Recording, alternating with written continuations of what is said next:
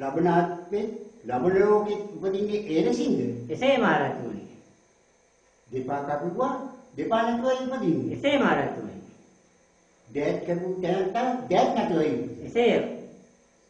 ඒ වගේම එහෙනම් ඔබ ඒ ලෙසින් කියනවා නම් මේ ලෝකයේ මගේ හිස ගැසුම් ලද්දා ලබන ලෝකේ ලබන ආත්මේ හිස නැතුවද උපදින්නේ? එසේ මහරජතුමනි. එසේ එසේ නැත මහරජතුමනි. එසේ මහරජතුමනි. එසේ නැතේ මේ තේරුම එසේ මහරජතුමනි. හිස නැතුවයි උපදින්නේ.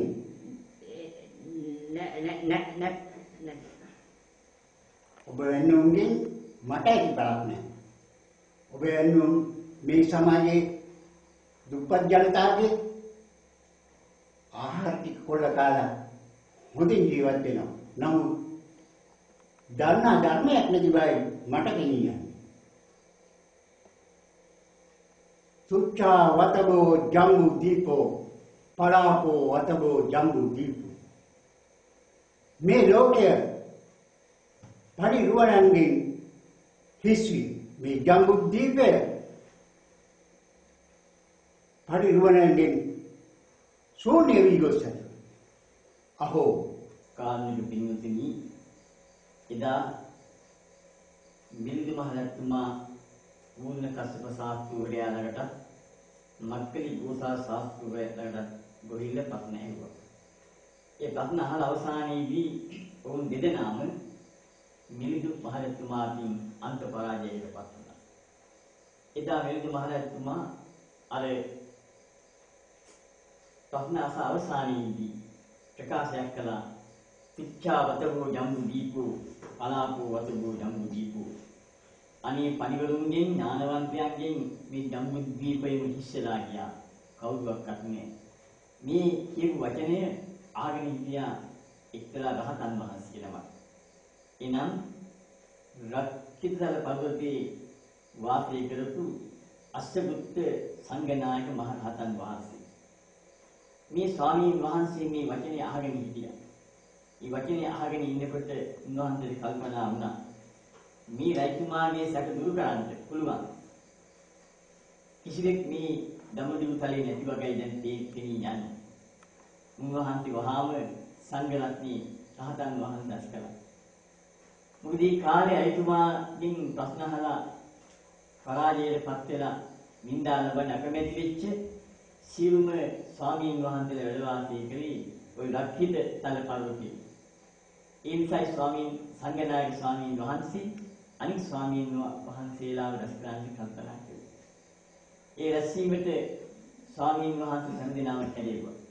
කැඳවල ඇරුවා ආශ්‍රමතරුණි ඒ මිලිඳු මහරජතුමාගේ සැක දුරු කරන්න, එතුමාගේ කාංක්ෂා විනෝදනය කරන්න, එතුමාගේ ප්‍රශ්නයන් උත්තර දෙන්න ඔබ වහන්සේලා අතර එක හාමුදුරුවන්වක් ඉන්නවාද කියලා. කිසිම හාමුදුරුවන්වක් උත්තර දුන්නේ නැහැ. එයින් සංඝනායක හාමුදුරුවෝ තේරුම් ගත්තා එතුමාගේ සැක දුරු කරන්නට අපට පුළුවන් කමක් නැහැ. ඊට පස්සේ හාමුදුරුවෝ කතා කරලා ප්‍රකාශ කරනවා ආශ්‍රමතරුණි තවුසා දෙව්ලොව ඉන්නවා මහාසේනික දිව්‍ය පුත්‍රයෙක්. මේ මහාසේන දිව්‍ය පුත්‍රයාට පුළුවනි ඔය රජීවගේ සැක දුරු කරන්න. අපි එතුමා හම්බ වෙන්න යන්න ඕනේ. ගිහලා එතුමාට ආරාධනා කරන්න ඕනේ මේ මිනිස් ලෝකේ උත්පත්ති ලබන්නේ කියලා. දැන් සියලුම ස්වාමීන් වහන්සේ තවුසා දෙව්ලොවට වැඩියා. ගණන් ඉවර වෙලා ශක්‍රදේවයන්ට හම්බුණා. ශක්‍රදේවයන්ට කතා කරලා කිව්වා ශක්‍රදේවයන් අපගේ මිනිස් ලෝකේ ජීවත් වෙන මිලිඳු මහ රජෙක්. ආනි මිලිඳු මහ රජතුමා සියලුම විසුණු වහන්සේලාව පරාජයට පත් කරනවා. ඒක නිසා අපේ විශාල පීඩනයක් මේ ප්‍රශ්නයක් මේ. එතුමාගේ සැක දුරු කරන්න පුළුවන් කෙනෙක් සොයාගෙනයි මේ තවුසා දිවුල බලා ආවේ. ඒ වේලේ ශක්‍රදේවයන් කියනවා පින්වත් ස්වාමීනි ඔය මිලිඳු මහ රජු කියන්නේ මේ මිනිස් අපේ දිව්‍ය ලෝකෙ ඉඳලා මිනිස් ලෝක උපන් කෙනෙක්. ඒ නිසා ස්වාමීනි අපි එතුමාගේ ප්‍රශ්නයන් උත්තර දෙන්න පුළුවන් ගැළපෙන කෙනෙක් ගැන කල්පනා කරලා බලන්න. ඉතින් ඔබ දන්නවද කෙනෙක් ගැන? ඔව් ශක්‍රදේවයන් මේ තවුසා දෙවියෝ ඉන්නවා. කේතුව කියන විමානයක මහා සේනක දීපුත්‍රය. එතුමාට පුළුවන් ඒ සැක දුරු කරන්න මිනිස්සු ලෝකෙ පිළිලා. අපි ඒක ආරාධනා කරනවා. දැන් සක්කදේවේන්ද්‍රයත් අස්සගුරු සංඝනායක මහරහතන් වහන්සේ ප්‍රධාන සියලු රහතන් වහන්සේලා අර මහා සේන දීපුත්‍රය හම්බෙන්නේ ගියා. ගියේ උඹට ආරාධනය කළා. පළමුවෙන් සක්කදේවේන්ද්‍රයා පින්නසක් දීපුත්‍රයාණනි මේ මහා සංඝ සමූහය සංඝ සම්නිපාතය මේ වැඩමුවල ඉන්නේ ඔබ මිනිස්සු උත්පත්ති කරව ගන්න බලාපොරොත්තු. ඒ නිසා පින්වත් දීපුත්‍රයාණනි මගේ ආරාධනය පිළිඅරගෙන දිව්‍ය ලෝකෙන් චිත වෙලා යලි මිනිස්සු උපදී. ඒ වෙලේ සක්කදේවේන්ද්‍රයාට මේ දීපුත්‍රයාණන් කියනවා පින්වත් සක්කදේවේන්ද්‍රයාණනි මිනිස්සු ලෝකේ බොහොම කර්මයක ලෝකයක්. කුසිවලින් කර්මාන්තයෙන් තමයි ජීවත් වෙන්නේ. දොරිතෙන් කරන්නේ වෙලදන් කරලා අක්ෂාවල කරන්නේ මිනිස්සු. ඒක මාන කර්මයක්. ඒ නිසා මම මේ දිව්‍ය ලෝකෙ ජීවත් වෙලා නිවන් දකින්න බලාපොරොත්තු. ඒ වෙලේ අස්සගුරු සංඝනායක හාමුදුරුවෝ ප්‍රකාශ කර වදාළනවා අනේ දීපුත්‍රයන්නි හිම කියන්නේ එපා. 5000ක් කල් පවතින සම්මා සම්බුද්ධ ශාසනය දැන් විනාශ වෙන්නයි යන්නේ. ඒ විදුහරතුමාගේ සැක දුන්නකොළොත් මේ සම්බුද්ධ ශාසනය පවත්වාගෙන යන අමාරුයි. මහා සංඝරත්නය නැතු යන පින්වත් ඔබතුමා මගේ කාර්මික ආරාධනයේ පිළිඅරගෙන මිනිස්සු දුකලින්තෝ. ඒ වේලේ සංඝනායක මාහිමියන්ගේ ආරාධනයේ පිළිඅරගෙන මේ දීපුත්‍රයාණන් කියන ස්වාමීනි පින්වත් වහන්සේගේ මේ කාර්මික ආරාධනය මම මහත් ගෞරවයෙන් පිළිගන්නවා. මම මිනිස්සු උපදිනවා කියලා. ඊට පස්සේ ඒ සියලු රහතන් වහන්සේ අනිත්තර රක්කිතදල පර්වතයේ දැරිය.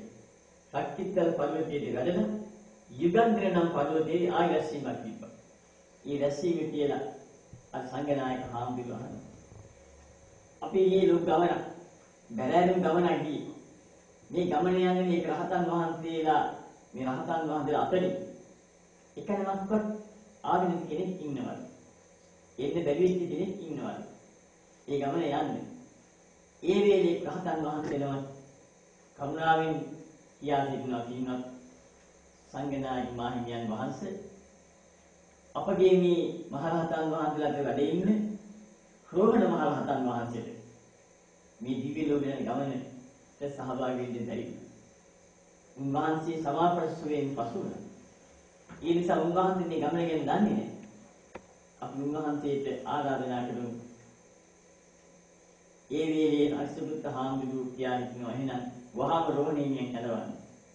ඒ විරේව රෝහණ හාමුදුරුවෝ සමාපත්තියේ අත මිදිලා යුගන්ධර පර්වතයේ ඒ සංඝ රත්නයේ රැස්වේ ස්ථානට දෙන්නේ.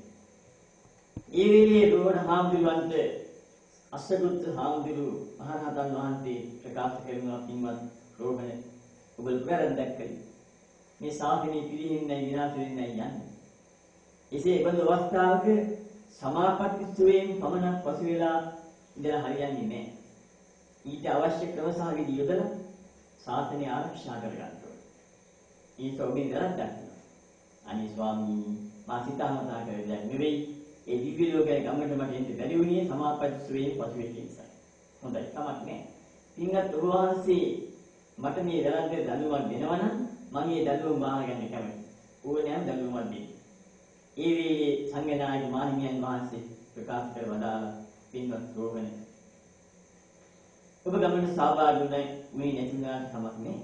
මම ඔබට එක්තරා නියමයක් කරනවා. ඒ නියමෙ පිළිපදින්න ඕනේ. එතකොට ඔබේ වල්මින් ඔබ අත මිදිනා වෙනවා. කොහොමද ස්වාමීනි කාරණේ? පින්වත් රෝහණේ තවුසා දෙව්ලොව කේතුමති විමාන ඉන්නවා මහා සේන නම් දිය පුත්‍රයෙක්. ඔය දිය පුත්‍රයා තනුගෝ කලකින්ම අපගේ ආරාධනය උඩ මේ මිනිස් ලෝකෙට සපත් වෙනවා. මිනිස් ලෝකේ හජංගන් නම් බ්‍රාහ්මණ ගමි සෝමුත්තන් නම් බමුණාගේ සහ ඒ ගමිණීගේ පිටේ හැටියට මෙලොව එළිය රැඳෙනවා. ආනි මෙලොව එළිය දැක්කෙන් පස්සේ ඒ කුමරා අවුරුදු 7ක් ගිය තැන මහානකලොත් ආන් මෙදාට ඔබ මේ ගමන් පියන්නේ බැරි වෙච්ච ඉතින් වෙච්ච දැරද්දට සමාවක් දෙන්න සමාවක් ගත වෙනවා. ඒන් අත විදිනා වෙනවා. දැරද්දෙන් අත විදිනා වෙනවා. හොඳයි ස්වාමීනි. මම මේ කාරණේ අනුගමනය කරන්න පිළිගන්නවා කියන මේ ශ්‍රවණ හාමුදුරුවෝ කජංගල් නම් බමුණු ගාස්මල ගමට වෙන්නේ. කජංගල කියන බමුණු ගම ළඟ තිබුණා වත්තනීය නම් සේනාසනය. වත්තනීය නම් සේනාසනය. ඒ වත්තනීය නම් සේනාසනේ උන්වහන්සේ වැඩ ඉඳගෙන දැන් සෝනුත්තර බමුණාගේ ගෙදරට ඉඳපතා ඉඳ පාටි වලට. ඔය අතරතුරේදී මහසෙන් දීපුත්‍රයා අර සෝනුත්තර නම් බමුණුතුමාගේ ගාත් දැමිනිය උසපින්න දෙගත්තා. මාසයි 2යි 3යි 4යි විදිහට මාස 10ක් ගත වුණ තැනේදී මේ පින්න කුමරුවාණු මෙලොව එළිය දැක්කා. එදා පින්න කුමරුවාණු ගියු දවසේදී මහා වේගයේ වර්ෂා කළා. දෙවියන් සාදුකාර දුන්නා. ගස්මේ අත්පොල් සම්දුන්නා. සියලු ආග දිවිහිය. මේ පින්න කුමරාගේ මහානුභාව සම්පන්නතාවය නිසා. එදා දැන් මේ ස්වාමීන් වහන්සේ ශ්‍රවණ හාමුදුරුවෝ එතෙන් සිට දිගට පින්න පාති වැඩියා. මුලින් පින්න පාති වැඩියා. කවදාවත් දානයක් හම්බුනේ නැහැ. එතෙන් සිට කුමරා මිහිරුටන් පටන් දිගට පින්න පාති වැඩියා. අවුරුදු 4ක් 5ක් 6ක් වැඩියා. කවදාවත් දානයක් හම්බුනේ නැහැ මිහිදේ. ඔය අතරතුරේ සෝනුත්තර බමුණ පුතා කතා කරලා කියනවා පින්වත් පුතුන්වෙනි අපි බ්‍රාහ්මණ වාසිකවත් ඉගෙන ගන්න දේවල් කියනවා. චතුර්වේද ඉගෙන ගන්න ඕනේ. ඉතිහාස ඉගෙන ගන්න ඕනේ. ඡන්දස් ශාස්ත්‍ර ඉගෙන ගන්න ඕනේ. ඔය වගේ ශාස්ත්‍ර ගොඩාක් කියනවා. ඒ ගුරුවරයෙක් විශේෂයෙන් ගෙන්නලා සිටුමාලිගාවට බ්‍රාහ්මණ සිටුමාලිගාවට ගෙන්නලා එතුමාට පොඩි දරුවට අකුරු ඉගෙනුවා. ඡන්ද ශාස්ත්‍ර ඉගෙනුවා. ඔය අතරතුරේ හාමුදුරුවෝ දැන් කුමරා ඉගෙන ගන්නවා හාමුදුරුවෝ පින්න පාස් කරනවා. එකම දවසක් දාන හම්බ වෙන්නේ. ඔය අතරතුරේදී දවසක් මේ ගෙදර වැඩ කරන වැඩකාරයා මේ ස්වාමීන් වහන්සේ කතා කරලා කියනවා අතිත්‍යත්ත බන්ති අදත් කොහොම බලන් හිටියත් අපේ ගෙදරින් නම් දානයක් හම්බෙන්නේ නැහැ. හාමුදුරුවෝ කල්පනා කළා 10 අවුරුදු 6 අවුරුදු 10 මාස 6 අවුරුද්දක් මන් දැන් මෙතනට ඉඳ පාතිය ආවා. මුත් මට කවදාවත් වචනයක්වත් අහන්න ලැබුණේ නැහැ. මේ වචනේ මට ඇති කියලා හිතාගෙන හාමුදුරුවෝ වෙන්නේ. ඒ සෝනුත්තර බමුණ මගේ හම්බ වුණා. සමණයන් වහන්සේ වැඩිද මගේ නිවසේට? වැඩියා. දාන හම්බුණාද? යමක් ලැබුණාද? යමක් ලැබුණා. ඒ යමක් ලැබුණා කියුවොත් දෙයක් ගැන කිව්වේ නැහැ. මාලිගාවට ගිහින් යනවා. කවුද ඒ සමණයන් වහන්සේ යමක් දුන්නේ? අපි කවුරක්වත් යමක් දුන්නේ නැහැ. අපි යමක් ලැබෙන්නේ නැහැ කියන වචනේ මොනවද කිව්වා. එච්චරයි කිව්වේ. බහුදාමී ස්වාමීන් වහන්සේ වැඩියම බමුණුතුමා කියනවා ඔබ වහන්සේ බොරු කිව්වා. කිසිම දෙයක් කියලා නැහැ. ඇයි ඔබ වහන්සේ බොරු කිව්වේ? පින්වත් බ්‍රාහ්මණතුමනි මම බොරුවක් කිව්වා නෙවෙයි. දසමස් 6 අවුරුද්දක් මේ නිවසේද පින්ඩ පාත වැළියේ මට වචනයකින්වත් කතා කළේ නැහැ කවුරුවත්. දානෙකිය. ඊයේ මේ සේවිකාවක් අතිත්‍යත්ත බන්ති යමක් හම්බෙන්නේ නැහැ කියලා වචනයක් කතා කළා. මම ඒකත් ලැබුණා හා සමාන හිතාගත්තා. බමුණුතුමා කල්පනා කරනවා මෙහෙම. කිසිම දෙයක් නොවි වචනින් සඳහන් කළ මේ ශ්‍රමණයන් වහන්සේලා මේ ත්‍ංකේ අගය කරනවා නම් උන්වහන්සේලාම පූජා කළොත් මම සංසාර කරයි. බමුණුතුමා නියම කළා ස්වාමීන් වහන්සේ ආරාධනා කළා ස්වාමීන් වහන්සේ මින් ඉදිරියට ඔබ වහන්සේ මගේ නිවසේදී පින්ඩ පාති වඩින්න ඕනේ. ඔබ වහන්සේ මගේ නිවසෙන් දාන ලැබී දාන දෙන්න නියම කළා. දානේ පූජා කරන නියම කළා. දැන් බමුණුතුමාගේ ඇරීම උඩ හාමුදුරුවෝ පින්ඩ පාති වඩින්න. දානේ වඩින්න. ඔය අතරතුරේ අර නාගසේන කුමරුවාණන් නැත්නම් අර පින්වත් බමුණුතුමාගේ එකම පුතණුවාණන් මේ නාගසේන කුමරුවාණන්ට සියලුම දේ ඉගෙනගෙන අවසන් කරන්න පුළුවන් වුණා. උන්වහන්සේ සියලුම එතුමා ඒ සියලුම අවශ්‍ය කරන චතුර්වේද ඉගෙන ගත්තා. සබ්ද ශාස්ත්‍ර ඉගෙන ගත්තා. දැන් මේ නාගසේන කුමරුවාණන් අර සියල්ලම ඉගෙන අවසන් වුණායින් පස්සේ කල්පනා කරනවා. තවත් ඉගෙන ගන්න දෙයක් තියෙනවා. තමන්ගේ පියතුමාගෙන් යනවා. පියතුමාගේ බුද්ධතුමාගෙන් අහන්න කියලා. බුද්ධතුමා කියනවා පින්වත් නාගසේන කුමරුවනි ඔබ විරිවෙන් කරන්න තියෙන ඉගැන්වීම් සියල්ල දැන් හමාරයි. මට මේ උගන්වන්න දෙයක් නැහැ. ඔබ සියල්ලම ඉගෙනගෙන ඉවරයි. ඒ වෙලේ මේ බුද්ධිමත් දැනවත් නාගසේන කුමරුවන් කල්පනා කරනවා. බමුණු අවුරුදු ගණන් ඉගෙන ගන්නවා මේ ශාස්ත්‍රය, මේ ශිල්ප, මේ වේදය. මේක මහ හිස් දෙයක්, කිසි වැඩක් නැති දෙයක්. පිච්ඡාවතබු ඉමේ වේදා, පලාපු වතබු ඉමේ වේදා. අනේ මේ වේදේ හිස්සුණා, ප්‍රලාපයක් වුණා, වැඩක් නැහැ, බලක් නැහැ. ඒකමත් නැහැ කිතුමා කලකිරිත ස්වරූපේ පෙන්වන්න කර. ඊට පස්සේ ඔය දවසේ රෝහණ මහරහතන් වහන්සේ දිවකණින් මේ වචනේ අහගෙන හිටියා. අහගෙන ඉඳලා වහාම වෙඩියක් ඉන්න පාටේ. දාන්න දෙන්න. දාන්න දෙරියෙන් පස්සේ රෝහණ හාමුදුරුවන්ට මේ පොඩි නාගතේන පුංචි පුතා කියනවා මේ 7 අවුරුදු වයස දරුවා කියනවා ස්වාමීනි අපි ලස්සන ඉසිකේ සවාගෙන ඉන්නවා. ඔබ වහන්සේ ඉසිකේ බාල ඉස මුඩු කරලා ඉන්නවා. ඇයි ඉස මුඩු කරන්නේ? ඉසිකේ ගැබීමේ මහත් කරදර රාශියක් කියනවා දරුවා. මොනවද කරන්නේ? ඇයි දරුවා බලන්න කල්පනා කරන්නේ? ඉසිකේ සවාගුණාම ඉසිකේ පීඩන්න ඕන. ඉසිකේ මේ අවුල් වලින් ඕන. ඉසිකේ හොද තෙල් ගන්න ඕන. බෙහෙත් වල දරුවා හිස හොදන්න ඕන. ඔය වගේ මහා කරදර රාශියක් ඉසිකේ සවාගත්තම තියෙනවා. ඉසිකේ බැහැලා මේ ඉදිරියට ගියාම එතකොට දුකක් ඇති වෙනවා. මේ කිසිවක් නැහැ හිස මුළු කරාම. ඒකයි හිස මුළු කරන්නේ. අපි ලස්සන පාට ඇඳුම් අඳිනවා. ඔබ හන්දලා එක පාට ඇති රෙද්දක් පෙරවගෙන ඉන්නවා. ඇයි? ලස්සන පාට ඇඳුම් පංචකාම නිශ්චිතයි. මහජනයාගේ ආකර්ෂණීය වැඩි, ග්‍රහණීය වැඩි. ඒක එක පාට ඇඳුමක් කියන්නේ. ආමද. ඔබ හන්ද මන්ත්‍ර ශාස්ත්‍ර දන්නවද? දන්නවද ඔබ? මන්ත්‍ර ශාස්ත්‍ර දන්නවද? මට උගන්වන්න බැරිද? පුළුවන් උගන්වන්න. හැබැයි අපි වාගේ මහාන වෙන්නට ඕනේ.